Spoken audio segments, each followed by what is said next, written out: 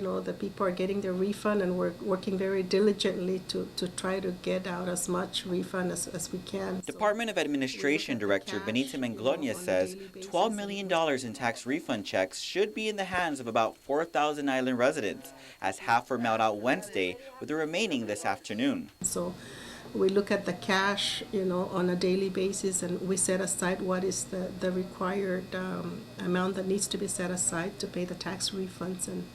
And once we, you know, accumulate a certain amount, then we release the refunds. Reverend Tax Director John Camacho says the $12 million covers tax year 2011 and prior.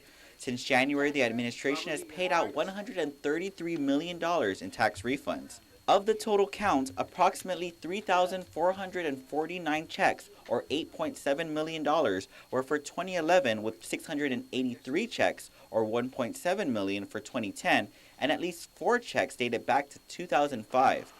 He says those who filed by September 6 of this year should expect a refund check in the mail.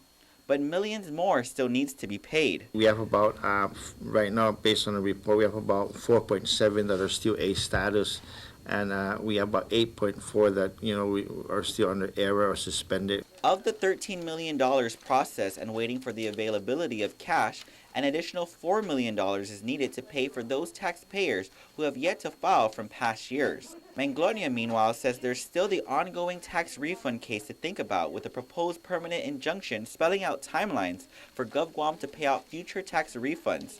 She's working on the declaration that needs to be filed with the court by next week. Hopefully the judge, when she reviews the information that's going to be provided to her, she can see how GovGuam has struggled for the last 20 years to pay tax refunds, and how this administration has worked diligently since day one to pay tax refunds on a timely basis. She adds if the government is required to pay the refunds within 6 months of filing, as proposed by the plaintiffs, GovGuam will be challenged in meeting that timeline.